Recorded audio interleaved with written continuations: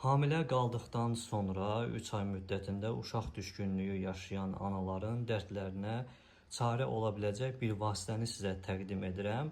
Bu vasitə Misirdə, Ərəb ölkələrində geniş istifadə oluna bilən bir vasitədir.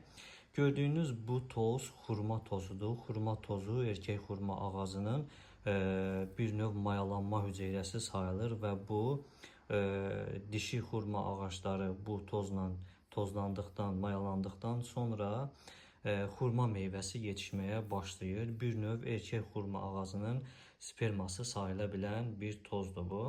Elə əldə oynatdıqda və onu islatdıqda onun yaydığı bir qoxu da məhz kişilərin ağ mayesinin iyisini xatırladır. Və bu bitki xüsusən də sonsuzluqda kişilərdə mayalanma hüceyrəsinin sayının artmasında geniş istifadə olunan bir vasitədir.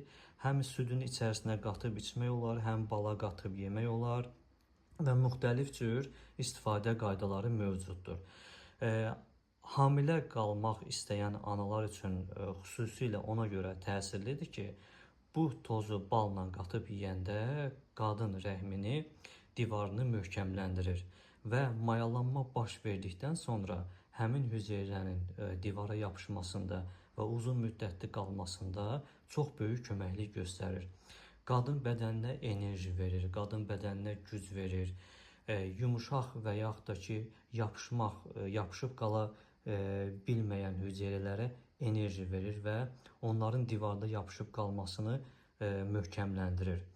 Həmçinin bu vasitənin digər bir xalq təbabəti qaydası ilə istifadəsi ondan ibarətdir ki, irəli hərəkətliliyi zəif olan kişilərin problemini həll etmək üçün qədim dövrlərdə qadınlar gördüyünüz bu vasitəni bala qarışdırırdılar və əlaqədən öncə onu qadın orqanına daxil edirdilər və ondan sonra yaxınlıq baş verirdi və kişinin mayalanma hüceyrəsini bu vasitənin köməkliyi ilə qadın mayalanma hüceyrəsinə çatdırılmaq da bu vasitəçi kimi çıxış edirdi və bir növ mayalanma baş verirdi.